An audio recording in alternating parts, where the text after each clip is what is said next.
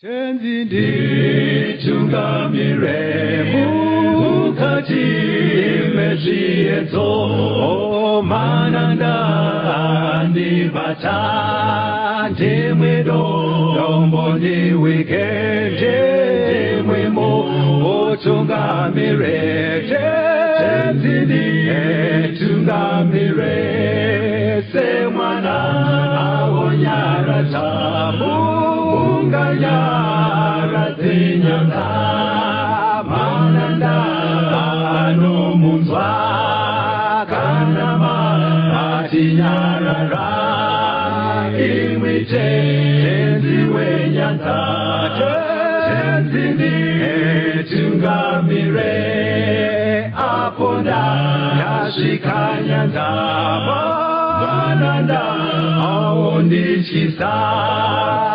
Andichina zororo Dosamira kunemwika Kandinzwe imimotiti Dinoku otungamira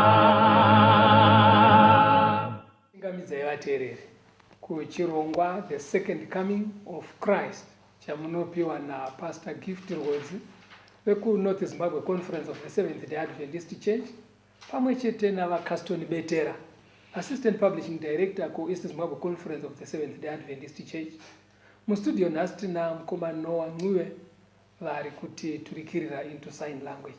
Kwasei vateereri vaBetera? Tinokuchingamidzai vateereri. Toda kutenda hurumende yatinayo nhasi ine musoro wenyaya unotiwo kusazvibata kunopinza mhepo mumusha. Kuti kusazvidzora kunopinza mhepo mumusha. Regai tibva tangopinda muhurukuro yedu.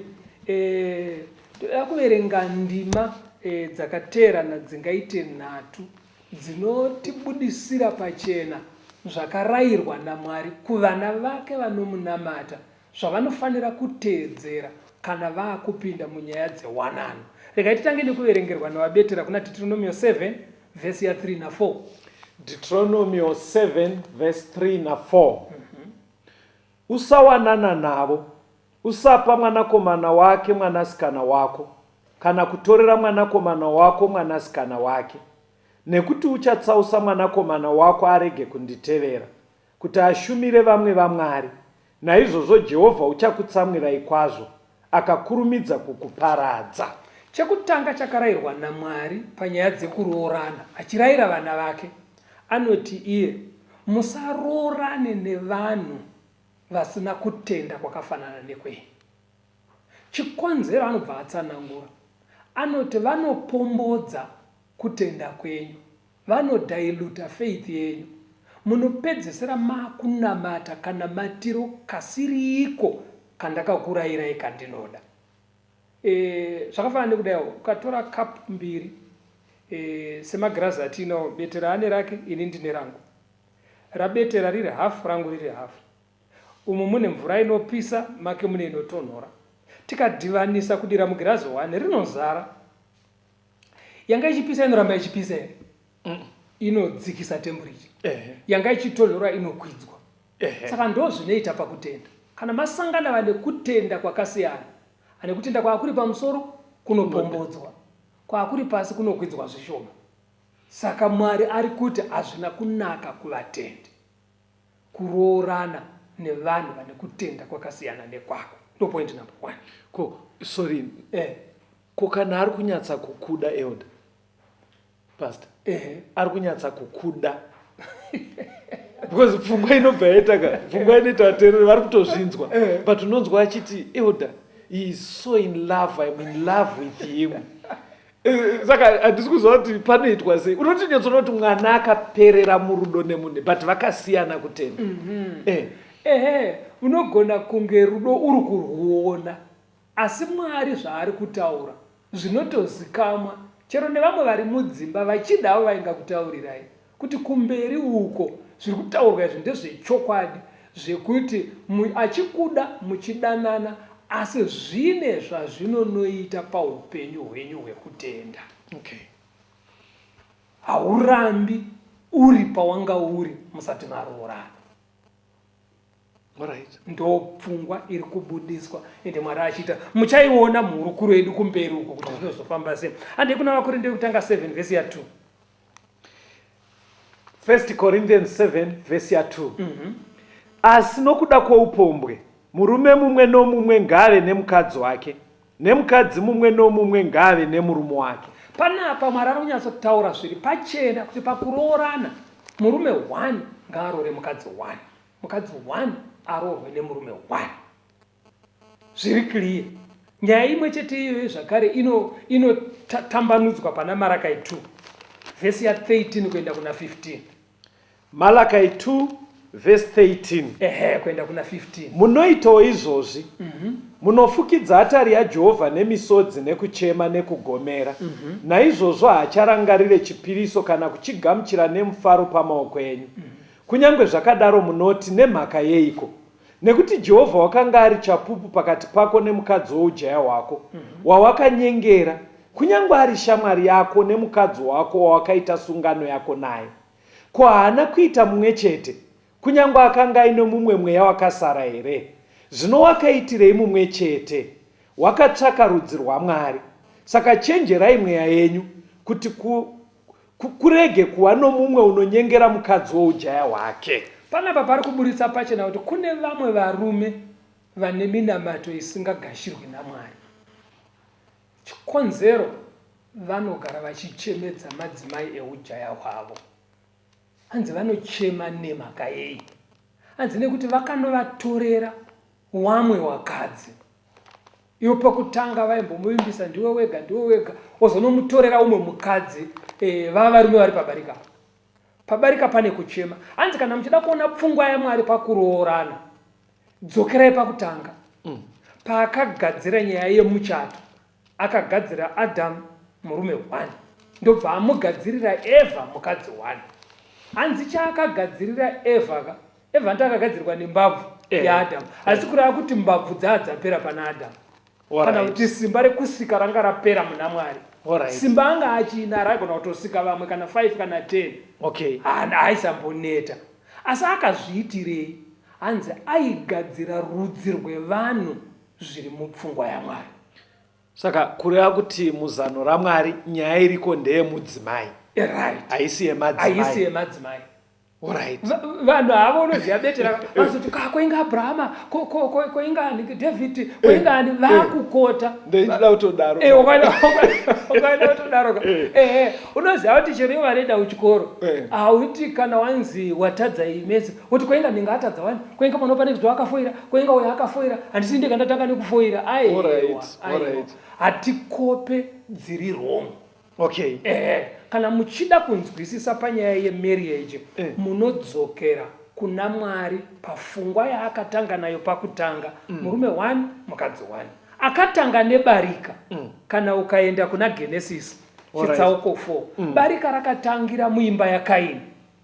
Imba yekupandukira Mwari. Uya wekuponda Abel.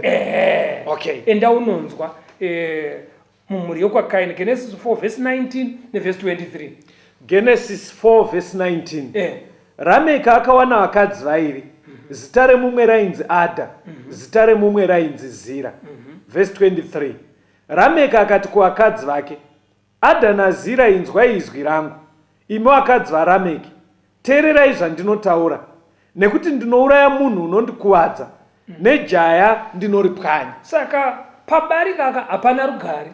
Vanogara pachinetsana ndosaka Lameka akatoita zvekuvadedza vakadzi vake vakati, panapa ibvai mazvinzwa kubva pekutanga, ini ndinouraya munhu anomboita zvefani. Pabarika kuti patoita rugare, panotoita kakutyisidzira, wadai unoenda, wadai unodai, hapaite rugare runouya naturally. Why? Because mwoyo wemunhu hauna kusikwa kuti asheye munhu wemumuchato. But hakusi kwekuti here unenge uchiritadza barika here wopedzisira wakutyisidzira. Because kune vamwe kavanoti anenge achirigona, zvokuti ukatowanzwa aita vanonzwa kuti no, barika zvarinoda munhu anorigona. Hakusi kwekuti here kuzotyisidzirawo kwawakundikana. Kugona kwavanenge vachireva ndekwekuti hapana asumudza musoro. Zvinooneka hapana kugona kwaungaite iwewe, nekuti zviri pamwoyo pake haadi kusheya murume. saka unopagona sei pamwoyo ayo vamwe vanoti no iwo haungatore vanhu vanana mai vakasiyana wovagarisa nzvimbo 1 kana wafunga zvebarika iti uyu imba yake kwaari kumfakosi, uyu imba yake kwaari kumabhorei, uyu imba yake kumabvuku. Right. Chavanenge vachiti kugona ka vanenge vachireva pazvinhu zviri material zvinobatika imba, sadza nechi. Yeti vakadzava patinovarora Betera. Wako wakamurora asingadyiri kumba kwako. Aidya ka. Anga asingapfeki. Aipfeka. Saka wozotiwo nawe anga aigara pamusangwe. Vaigara mumbaka. Aigara mumbaka. Saka wofunga kuti kana auye womuvakira imba aitogara mumba akasiya imba nechikafu chavaidya kumba kwako achiinga iwewe. Kwete kuzokushare. Pamuri kutaura sei vamwe vacho vatoripo pabarika mufundisi vanenge vachitoita kunge zviri kuita.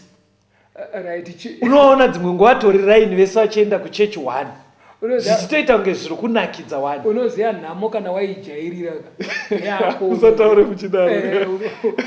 Munhu unojairira unopfeka kamwe kaganda so ungoti ndizvidi. Okay. But otherwise mupfungwa yaMwari barika harina kunakira vanhu. Saka muri kuteerei mimi pfungwa yebarika iyi tiri kuteedzera bhaibheri haigone kutodzidzisika muchechi.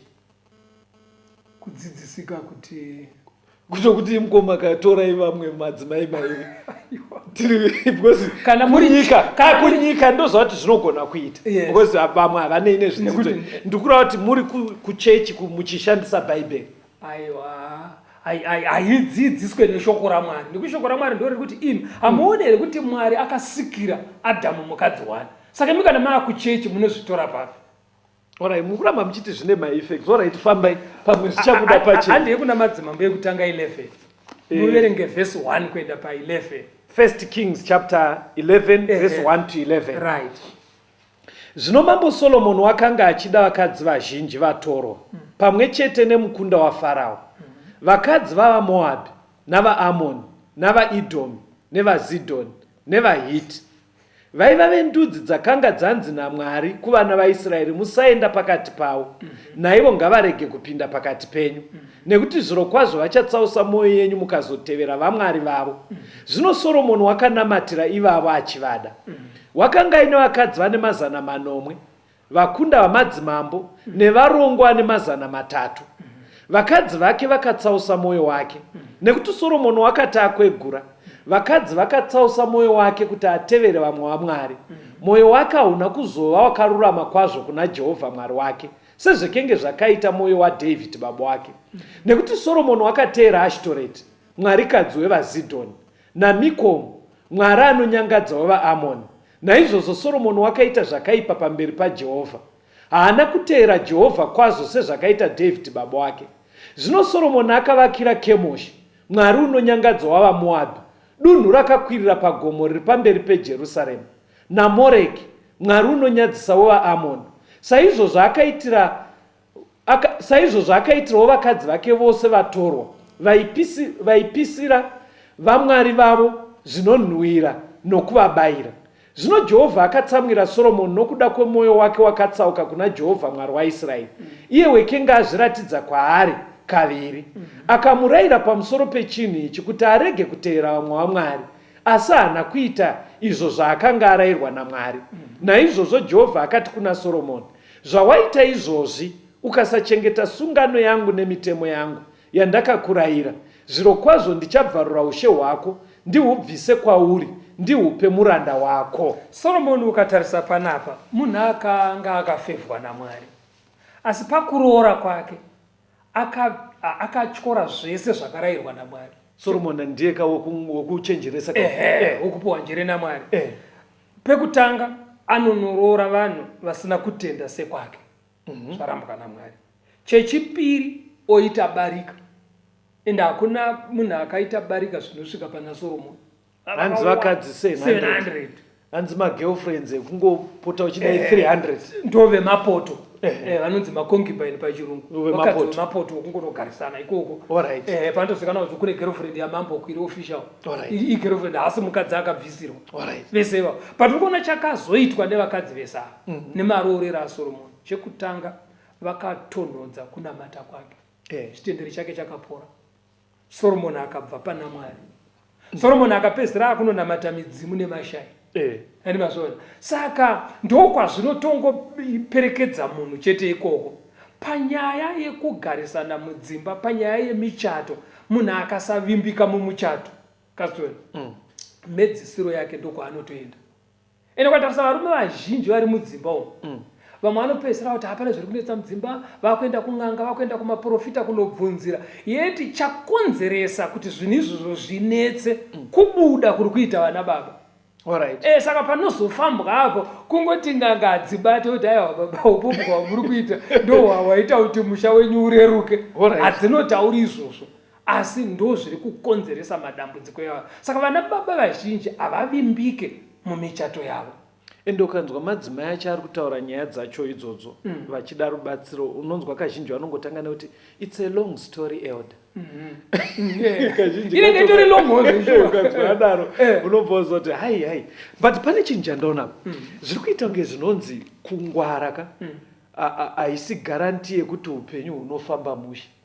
Because tinofanira vakadzidza kutengana Solomon, but zviri kuita kunge zvinonzi ukavhiringa nyaya yemarriage akura upenyu uine madegree hameno unoita rombe maonero andiri kuita nyaya because Solomon anonzi anga akangwara.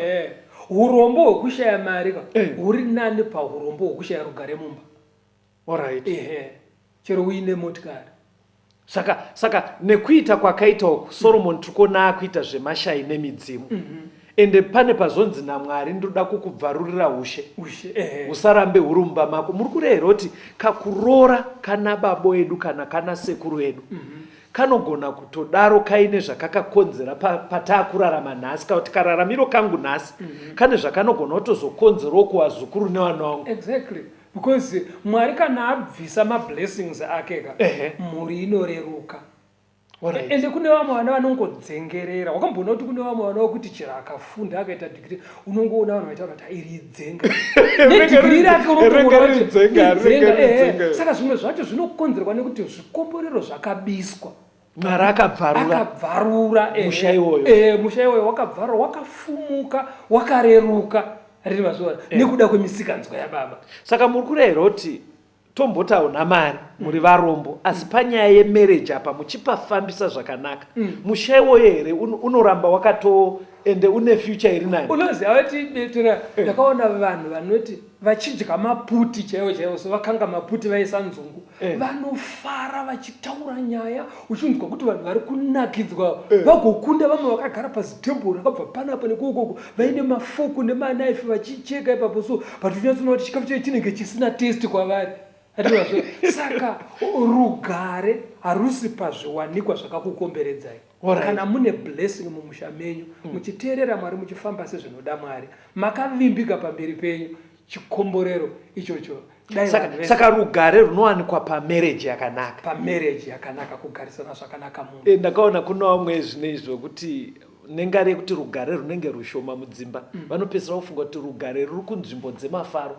Unonzwa ita kumana sechechi hamumbotirongero here maprogram timboenda kwakati ipfungwa yakanaka but ukazoiongorora unonyatsoona kuti vari kufunga kuti zviri kushayikwa kumba pamwe zvinganotangire taenda kuya but zviri kutoratidza kuti kuya kwakanaka ndonge rugare rwagara rurimo mumba. Handitika alright pari kufamba zvakanaka. Tinotenda vateereri regai timbonzwa kambo tigodzoka toenda mberi nehurukuro yedu.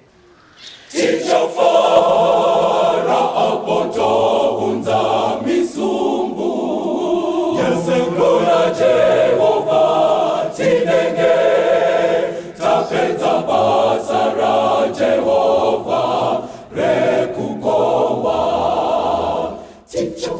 Tichofara apotounza misumbu yesengura Jehova tinenge tapedza basa raJehova rekukohwa. Zvino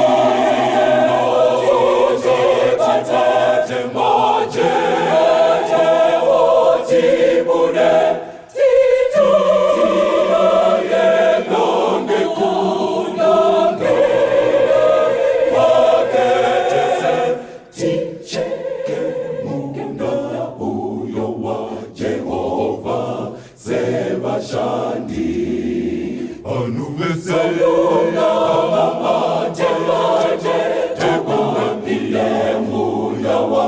Mwari washande nesimama unze zisumbukumsha nekuti uchachazo kucheka munda huyo saka basara maringa rifambe richifama panubesa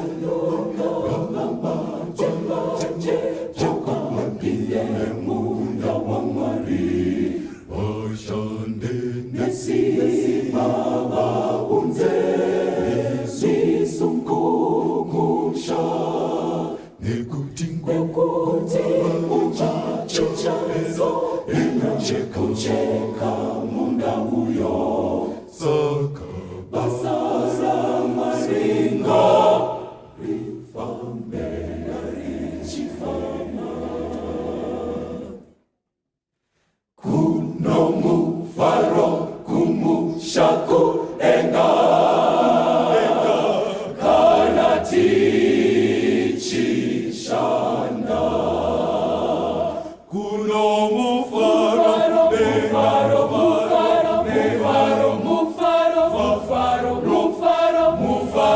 kumusha kudenga kuno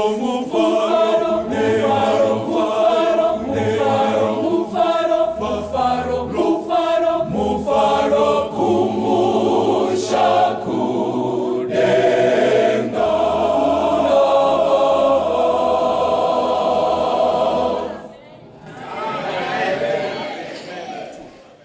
tinomuchingamidzai zvakare vateereri. Tiri kuenderera mberi neurukuro yedu kusazvibata kunopinza mhepo mumusha. Regai tiverengerwe kuna Samuel wechipiri chapter 11. Tichaverenga kubva pavhesi 1 kunosvika pa17. 2 Samuel 11 verse 1 to 17. Zvino gore rakati rapera panguva yekurwa kwemadzimambo, David akatuma Joabhi pamwe chete nevaranda vake navaIsraeri vose, vakaparadza vana vaAmoni vakakombawo Rabha. Asi David wakasara Jerusarema. Zvino nenguva yemadekwana, David akamuka panhoo dzake, akafamba pamusoro pedenga reimba yamambo. Akaona aripo padenga mukadzi wakanga achishamba. Zvino mukadzi uyu wakanga akanaka kwazvo pakuonekwa kwake. David akatuma munhu kundobvunza kuti mukadzi uyu ndianiko. Mumwe akati, ko haaziye Bhatishebha mukunda waEriami, mukadzi waUria muHiti here? David akatuma nhume kundomutora. Akasvika kwaari, akavata naye, nokuti wakanga anatswa pakusanaka kwake. Iye akadzokera kumba kwake. Mukadzi akatora mimba. Akatuma shoko kuna David akamuudza akati, ndava nemimba. Right. Panapa tutaurwa nenyaya ndiDhavid uyu mambo wokwaIsraeri, mwana waMwari. David anochiva mukadzi wemunhu, omutora ovata naye. Mukadzi wemunhu oita pamuviri, obva amutaurira kuti zvamakaita zviya changamire ndaane pamuviri. Right. Chitema chaitwa kaichi, paita chekuchiva, paita upombwe. Mukadzi wemunhu ane pamuviri. Anga ari mukadzi wemusoja. Musoja ari kuhondo, ende vaigona kuita nguva yakareba vari ikoko. Musoja akasiya mukadzi wake asina pamuviri. Ndiri kukunzwa ipesapo. Pane pandaida kungobvunza, pane panzi neBhaibheri Bhatishebha wacho anga akanakawo kwazvo. Hazvisi here zvinogona kukonzerawo kuti David ameno mungatibatse, because ukanzwa nyaya dzichitaurika nevanhu vechirume unonzwa kuti haiwa vana vari kuzvarwa mazuva anosoka. Saka zviri kubva zvaita kunge zvinonzi vangadiwo. Muri kuona nyaya yacho pairi kunetsa. Asi vakuru unoziva kuti chero vanga vasingaendi kuchechi vaive tsumo, vaiti zingizigonyera pamwe, maruva enyika aita sei? Apere. Vakanaka vacharamba vachingozvarwa, asi wechiitawo semunhu mukuru. Pane akambondibatsira panyaya iyoyo. Ndichitokurawo ndikati elder, mukatasa dzasiyana nguva, muri kuona ana ari kwezvinezvi. Ndobva zvanzi Caston, ndikati zvikanzi handiti unoona musikana unenge uchiti akanaka wani, vandati zvikanzi unoziva kuti ukaenda kuhama dzake unonzwa vanhu vaitoti abva afanana naatete vake Teresa vaya vakafa muna 1980. Zvikanzi kureva kuti nerunako rwaainarwo kana vekwake vari kuti akafanana natete vaya vakasofa kare, kuratidza kuti tete vaya vakanakawo. Aedza kuti batsira kuti ameno zvinozongoitwa maziso edu, but vanotomuziva unotodzwa kuti hii yakafanana mbuya wake kurati asiyega kutoradza kuti zvauri kuona ari zviri kutoradza zvakabvira kare. Alright, ndobva atora Bathsheba. Saka chitema zvachinoda manje choda kuti ukange watadza tendeuka wochisiya. Regai tinzwe tiende mberi tinzwe kuti David akaita sei, audzwa ndani pamuviri. Verse 6, 2 Samuel chapter 11 verse 6. David akatuma shoko kuna Joabhu akati, tuma Uria muHiti auye kwandiri. Joabhu akatuma Uria kuna David. Zvino Uria wakati achisvika kwaari, David akamubvunza kuti Joabhu wakadii, nevanhu vakadii, nekurwa kwakadii. Zvino David akati kuna Uria, burukira kumba kwako undoshambidza tsoka dzako. Uria akabva paimba yamambo akatumirwa chipo chezvekudya namambo. Asi Uria akavata pamukova weimba yamambo pamwe chete nevaranda vose vatenzi wake, haana kuburukira kumba kwake. Zvino David wakati achiudzwa unzi Uria haana kuburukira kumba kwake, David akati kuna Uria, ko hauna kubva kurwendo here? Wakaregererei kuburukira kumba kwako?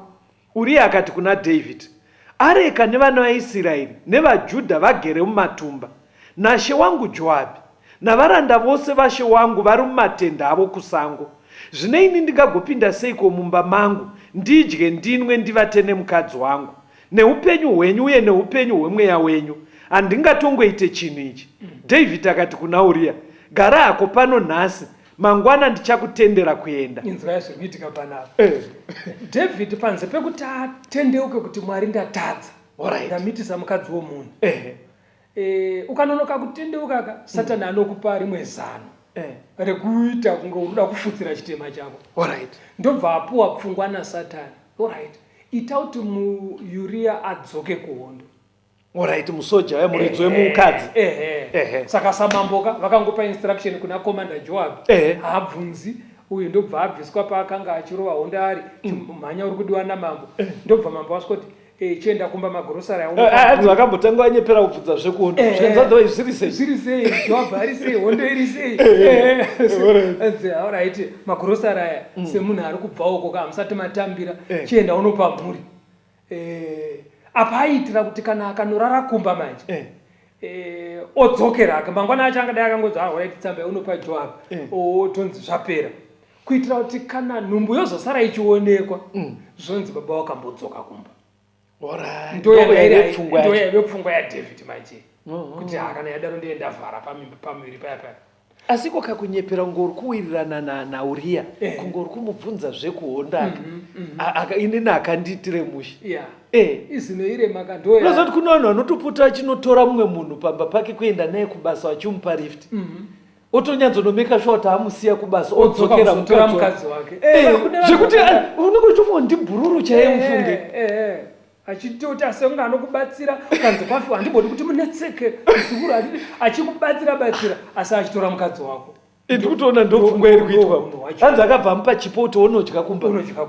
But manje kwaive nemurayiro kwaIsraeri waiti hakuna musoja anonorara kumba kana vamwe vari kuhondo arega iri kuhondo. Saka Uria semusoja akatendeka akangoti aonekana namambo ndobva anorara zvake pane vaiganda pamusoro. Saka ndofunga akatofunga mambo ada kunditrap kuti ndiri musoja chaiye. Zvinozi kana munhu wakangotendeka ka ufunge zvakawanda. Zvinongoimbozva kuti mutemo wakati atipinde kumadzimai nguva yehondo. Kunyange mambo vatenda hako vandinzwira semunhu anonditrasta ndikaroneka but chokwadi chiripo hatidaro vamwe vari kuhondo. Mangwana acho uzodedzwa kuiwo munhu abva kurwendo kure kwakadaro worara pamusiwo uya ndopanorangaridza mambo kuti makanganwe arika iri kusango naJoabhu hondo iri kutotsva. Hatingadaro mambo zvikanzi chimbogara hako pano akufunga rimwe zano akufunga futi rimwe unoza ukangoriregera bedzi kutendeuka bedzi Satani ndoramba achingoturikidza mazano. Apa ndibatsirei pastor. Unotendeuka tombotongo chipinda kumudzimai wemunhu but chiri kuita kuti David nyaya yemunetse mufundisi pane nhumbu. But mazuva ano manje vanhu vanogona kutopinda kumadzimai vamwe asi vachirashira mbeu pasi. Saka anotendeukei. Kutendeuka ka hakusi kuti paita pamuviri. Saka muri kuona zvekunetseka kana paita pamuviri ka kutyira zvinoonekwa. Kutendeuka kuti chinhu chakashata handichadi kuchiita. Because nyaya ichiri kuita kuti inetse even vateereri vachitinzwa chinoita kuti vasaisiyeka. Panyaya dzese dzatiri kutaura dzana Judha dziya, ingari yekuti Tama akaita pamiri, iyi ingari yekuti Betsheba akaita chii pamuviri. But iye zvinezvi manje kune zvinoshandiswa nevana ava, zvimwe zvavanoti morning after nezvimwe. Saka vamwe vacho vakomana vanenge vachirashira mbeu pasi, iwo madzimai acho ane zvavanoita kutoti pasaite mimba. Saka kunyange tikasadharira kutaura tiri muno, vazhinji vevateereri vedu havachamboone kuipa kwakaita upombwe. Isusu musecond coming tiri kutaura pamusoro pekudzoka kwaJesu. Ndizvozvo pasi. Jesu ari kuvinga vanhu vane ukama naye. Saka tiri kutaura nevanhu vanobvumira hana dzavo kurova kuti vadzosere ukama hwanga hwabvarurwa nechitema hudzokere pakunofambidzana naKristu. Ndoda kutenda patsananguro zveshuwa vateereri, pfungwa yatiri kutaura muno iri kutaurwa namufundisi haisi yekuti tuone upombwe hwakaipa nengari yekuti pazoita pamiri kana kuti munhu wasangana nechirwere chepabonde. Satani ane nzira dzakawanda dzaari kutendera kuti upombwe huitwe. Ezvino izvi ndandi dzakatenderwa nyika yese, vanhu havabate pamiri. Vanhu vari kurashira mbeu pasi, vanhu havabate pamiri. Saka zvese izvozvo hazvinorerutse kuipa kwakaita nyaya yeupombwe. Saka sevanhu vari kugadzirira kuti tizochingamidzana naShe, zvakazarwa yatakambodzidza mufundisi yebva yatsanangura kuti hakuna mhombwe dzichaenda kudenga. Saka hauzonova mhombwe nekuti pazobuda pamiri, unova mhombwe nengari yekuti uri kuita upombwe. Right, taurei zvenyu mufundisi. Handei pamberi tiverengerei munhu. Right. Akamuti gara akapaya. All right. Ipapo akupiwa futi rimwe zano naSatani because haana kutendeuka. Right, verse 18. Right. 2 Samuel chapter 11. Ipapo David akamudana akadya nekunwa pamberi pake, akamubatisa nedoro. Zvino madeko akabuda akandovata panhoo dzake nevaranda vashe wake, asi haana kuburukira kumba kwake. Zvino mangwana David akanyorera Joabhi rugwaro, akarutuma neruoko rwaUria. Akanyora parugwaro akati, isa Uria pamberi panonyanyisa kurwiwa, mumusiye ari ega aurawe afe.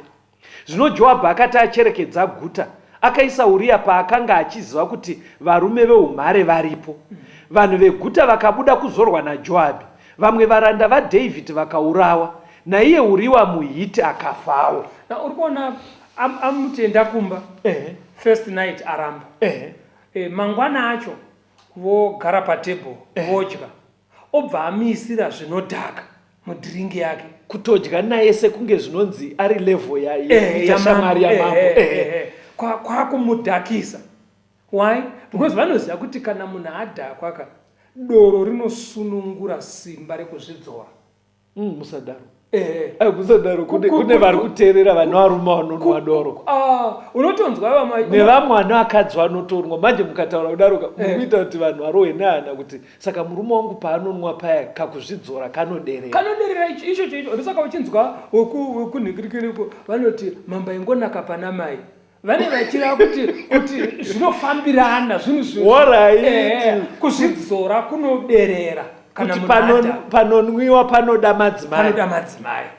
Saka David aizviziva kuti munhu akamwa shungu dzinowanda, kuzvidzora koderera.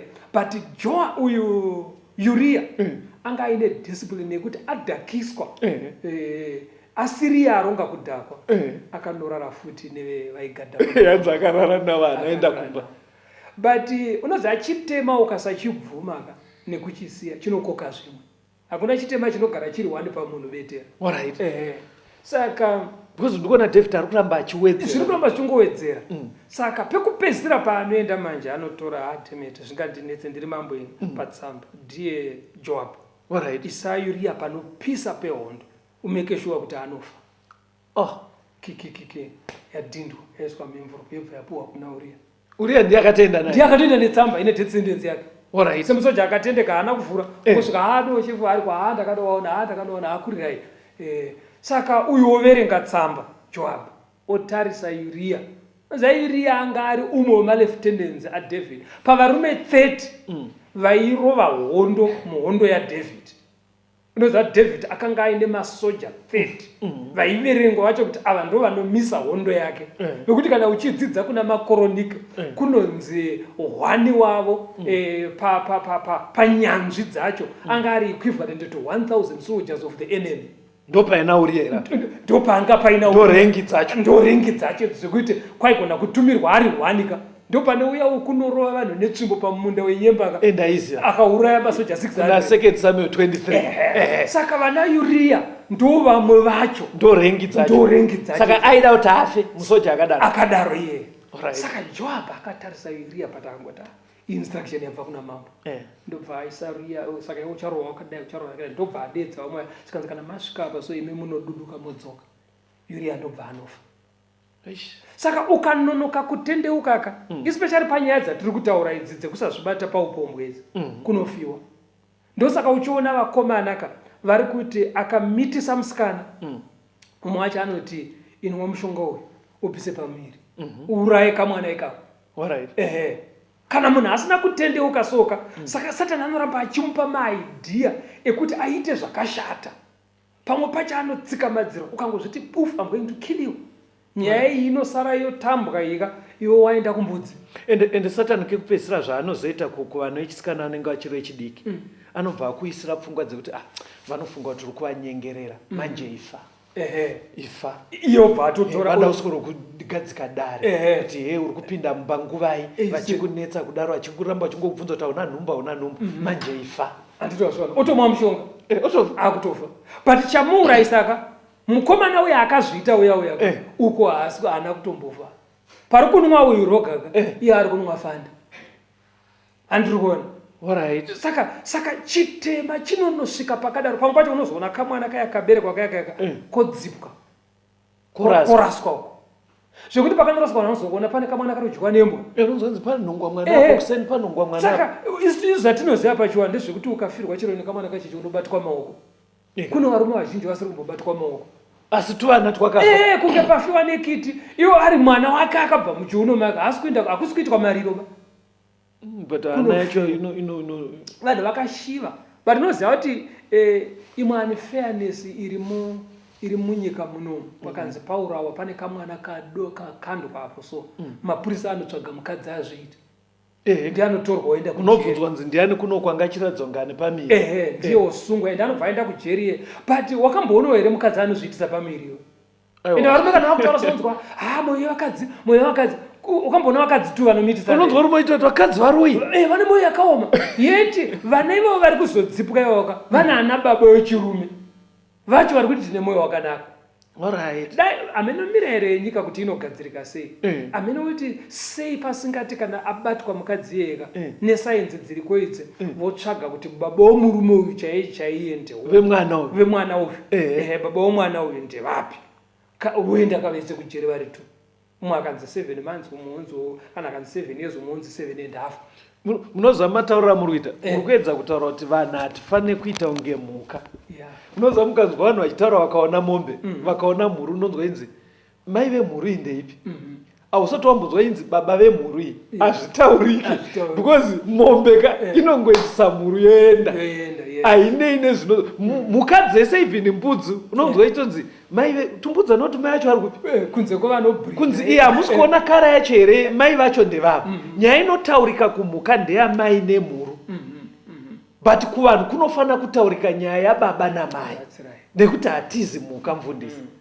But ndafarira pfungwa yamaisa pachena yekuti zveshuwa chivi cheupombwe chikasagamwa chiri kunoko chiri kuita kunge chinokukonzera kunyepa. Unopedzisira kudhiraga vanhu unopedzisira kuurayisa vanhu kana iwewo kutozofa futi. Ende vasikana vanomanikidzwa kunyepa zvekuti anopedzisira ati mukomana wacho akaenda kuMozambique saka foni yake haisi kuita. Iwo uri muno munotono unzwa munhu akaenda kuMozambique akunyepa. Chikonzero chinei chiri chei ipapo? Ashaya akabhokoza hanzi ukazviburitsa bedzi ndinokuponda. Saka kune zvakawanda zviri kuitika ende anenge anotonyatsoona kuti apa hapana changwa. Ende vamwe vacho anenge amumitisa ndisekuru wemumba. Kokungova taura zvinotaurika here. notaurika hazvitaurike saka chizongoti havakaenda kunamibhia ngomana vanhu vongozongogamuchira but matauriro ama pandoda kuti muzokondi nyaka pfungwa yandabata kwamuri muri kuti nyaya dzemhando iyi dzinopinza mhepo mumusha. That's right. Saka ava machinda paaita vese vamuri kutaura ka zviri kungoita kunge zvaitovafambira wani mira uone kureekare ngatimbonzwa kambo tikondopedzisa Apo Jesu wanowo oyakoga ashera wavanu vake vanova ivo vakana ora vanoreka wahona yevasenyenye edzekondenga esevachape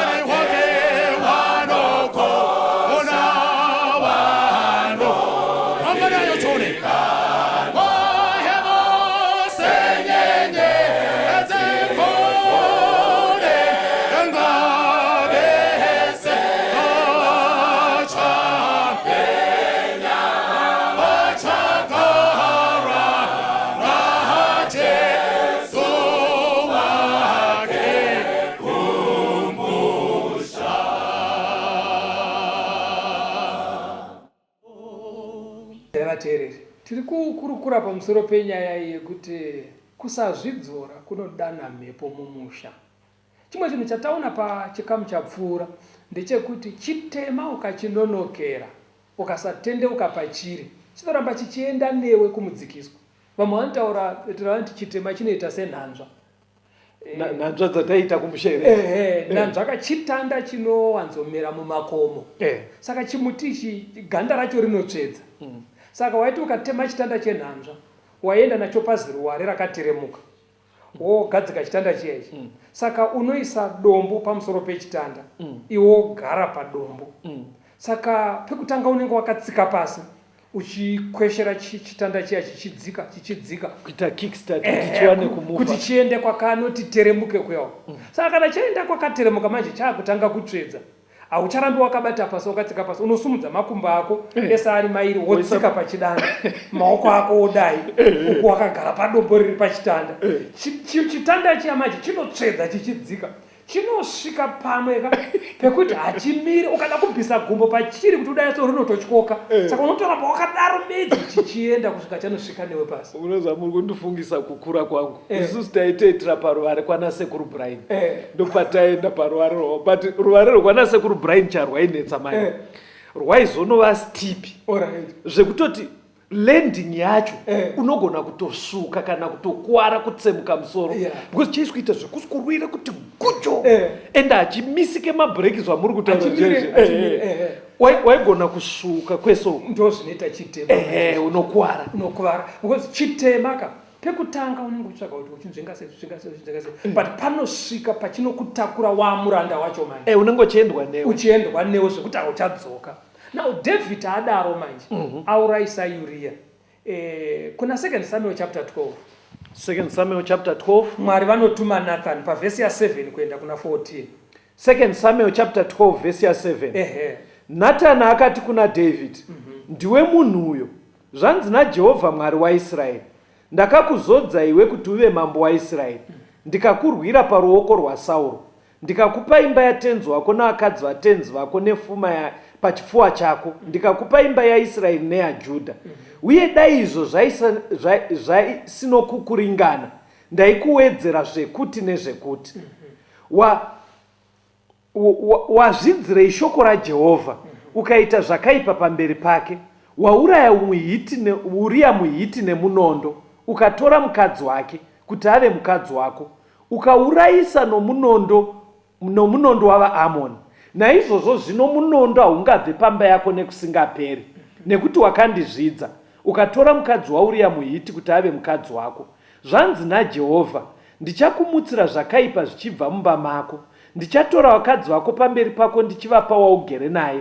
Iye uchavata nevakadzi vako masikati machena, nekuti wakazviita pakavanda, asi ndichazviita masikati machena.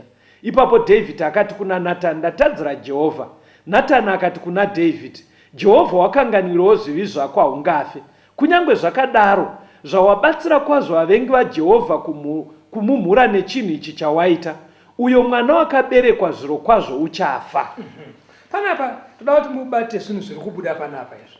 Musoro wedu wenyaya uri kuti kusazvibata kunopinza mhepo mumusha. Right. Kana muchiverenga kuna Numbers 32:23 inoti iye chitema chako chinokuwana chete. Mati numerani? Numeri 32:23. Asi kana mukasaita saizvozvo, tarirai matadzira Jehovha, muzive kuti zvivi zvenyu zvichakuwanai. Yeah. Kana zvichinzi chitema chako chichakuwanaka, kureva kuti tuso rechitema, muchero wechitema chawaita uchatoudya bedzi in this life, uchasangana nazvo bedzi. Ende kana muchiverenga kuna vaGaratia, vaGaratia chapter 6 verse 7 iverenge inoti kuti Galatians 6:7 musanyengerwe, Mwari haasekwe, nekuti izvo zvinodzvara munhu ndizvo zvaanochekazve. Saka ukadyara zvakashata kunoberekwawo zvakashata. Ndo zviri kutaurwa panapa. Saka David manje ari kunzi naMwari wadyara zvakashata. Wadyara zvakashata. Alright. Saka David aoneswa chitema chake pekupedzisira manje atsiurwa naNathani. Anoti ndatadza, Mwari ngaandiregerere. Zvonzi Mwari akuregerera because watendeuka. Asi zvawaita izvi, 1 mwana uyu ari kufa. Mwana wako. Number 2 pfuma haribudi mumba mako. Number 3 iwe warara nemukadzi wemunhu pakahwanda, asi ndichaita kuti hama yako yemumba ndichairega ichivata nevakadzi vako pachena masikati. Ndo zvawakadzvara. Alright. Saka mukazoona manje kana tichinda mberi takambodzidza nyaya yehuroi kumashure. Tikanzwa muprofita Balaam achikonfesa kuna Numbers 23 achiti iye chero ungasaiverenga yenyu ateerere kuna Numbers 23 Balaam anzi naBaraka uya uroye vaIsraeri anoita confession kubva pavhesi ya21 ya chapter 23 ya Numbers kuenda pa23 anoti iye ndiri muroye hangu asi Mwari haasi kuona chitema kuvaIsraeri. Saka nekuti haasi kuona chitema pakati pevaIsraeri, vaIsraeri havaroyeki. Alright. Atiti vasona. Saka kana munhu asina chitema chaari kurarama mukati macho, Mwari anogara akamukomberedza neprotection yake, achimudzivirira kune zvakashata. Ndosaka mukazoenda muchapter 25 munoona kuti vaIsraeri vakazonzi pavakaita upombwere pachitimuka kwatumirwa vakadzi vekuMoabhu. Ipapo ndo pakazobata huroyi. Panonzi pakafiwa kapaya 24,000 vakafa nesingle day. Saka kuchengetedzwa kwedu kunouya kana tichifamba mumitemo yaMwari.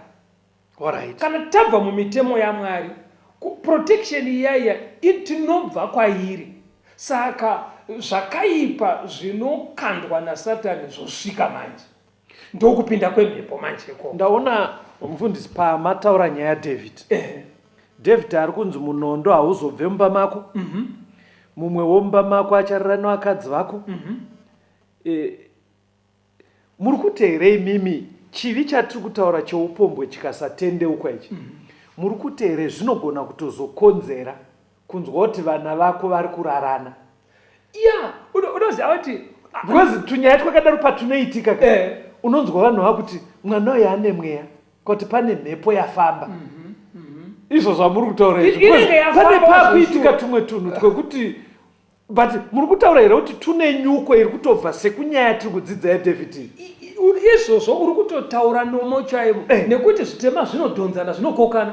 Imo muna Samueri muya ukaenda kuchapter 13 ya2 Samueri unonoona kune nyaya yevana vaDhavhidhi ka2 takamboigurukura mumashure kai. Amunoni mwana wakwamai guru anobva achiva Tamari mwana wakwamai nini.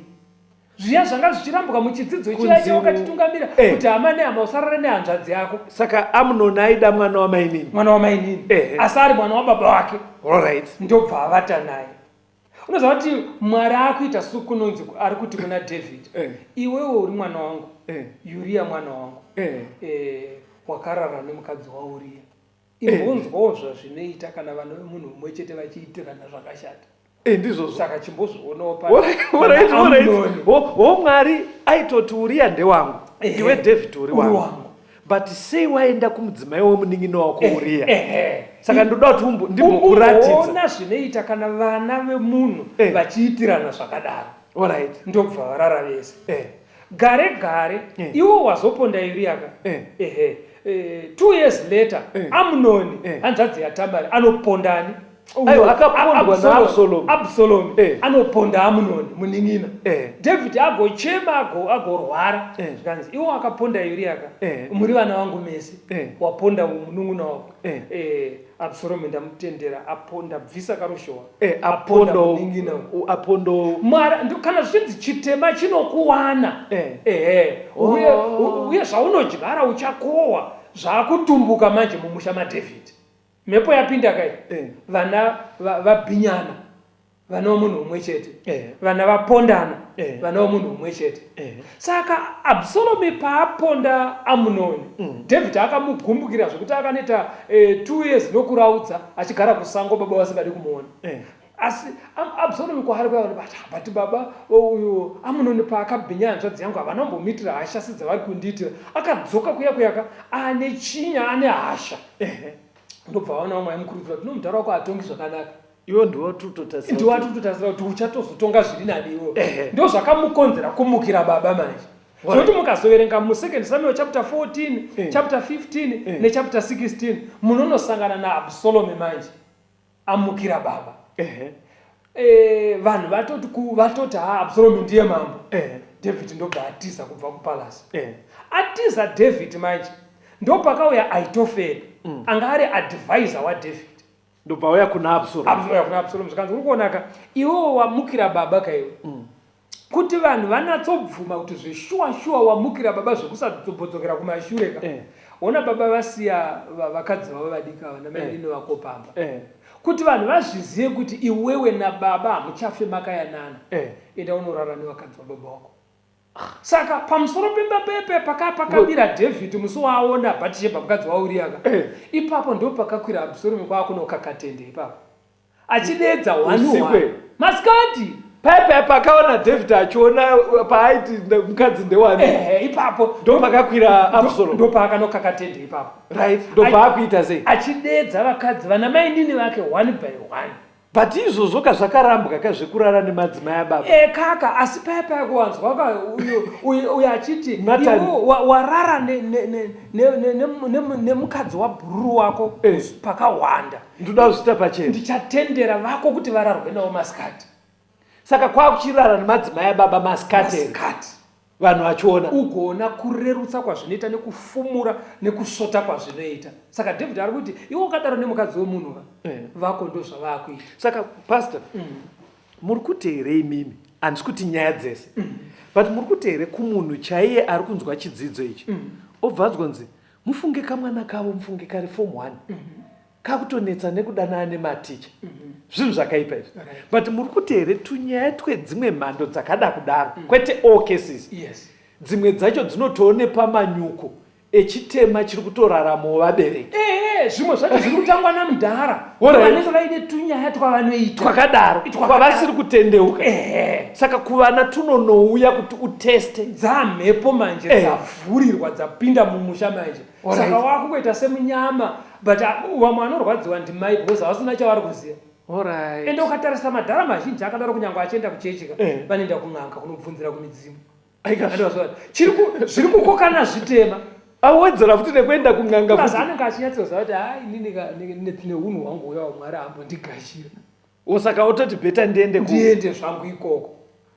Saka mimwe kana muri kuti cha David chiri kukonzera kuti mwana aite nemo ndansina kucherechedza pakuti Absalom akaenda futi parufu kwa kurara nevakadzi vababa ipapo ende baba vakatozosvika ende saka nyaya iyi vatereri kana muri kuinzwa sekunzwa kwandiri kuita chivi cheupombwe chinenge nanzva sekutsanangura kwaita mufundisi pakuti chinozoramba kumisi haugone kuzokontrola kuti zvichimira ende chiri kuita kunge chiri kudedza zvivi zvakawanda ende zvivi zvacho hazvisi kugumira pauri zviri kunoyambukira kuvana vanotera ende vana vacho vakaradza futi kuti havasi kutendeuka pachiri vari kubva vanoti nemo chopedzisira musha wese waamusha wakareruka. Saka mushonga vakuru vanoti mushonga ungozwiripa. Alright. Mushonga panyaya ika kutendeuka nekuyanana pogadziriswa zvinoda kugadziriswa vanhu vadzoke vachikumbira ruregerero kumudzimai vana Perezi etaidzidza muchikamu chakapfuura chiya vana vamakaita vari kusango endai munotora ende but chandafarira panyaya ndichitaura semunhu wechirume zviri kuita kunge mapunchment acho ese ari kuuyaka even waenda kumukadzi wemumwe zviri kuita kunge zvinonzi hakuna anomboyowo kumukadzi wako unoramba uri safe ndizvozvo here azvidaro unogona kutozoingwawo futi unogona kuingwawo hatisi kuti vese vari kuzviitaauti vamwe anozoyowa mukadzi kumba kuti but chandabvunziraka ipfungwa inombondiremera ndichiedza kufunga kuti asi vaiva vanodaro vachienda kumadzimai evamwe vakanzarirwo chaizvo vanozvigashira here zvinorwadza hazvigashirika nditi chero kuvana vako unoziva kuti pano mwaka yakati Mr. Rwodzika mwana wangu inini pandaedza kumutsiura ati but ndinoona muchipika vana vevamwe vani pacollege panapa abata mwana wake aida umwe murume wopa next door atiunosuya kucollege mwana musikana ndiye aiva aine murume wokunext murume womunhu uyo akumupopotera kuti chii chauri kuita umbwa wakadaro akati haimunoita vanhu umbwa ipai vatereri vedu nhare vatereri Mwari ngaatidetsere panyaya dzakadai tsvakai kuna Mwari rekugadzirisa vane mibvunzo vanoda kubatsirwa vanenge vatendeukaka tsvakai endai kumachechi munonamata Mwari zvamazviro kwazvo Jesu wedu ari kuuya anotipa simba rekugadzirisa nyaya idzodzidzi vane mibvunzo vanoda kubatsirwa 0775 460 175 0775 460 175 kana kuti 0716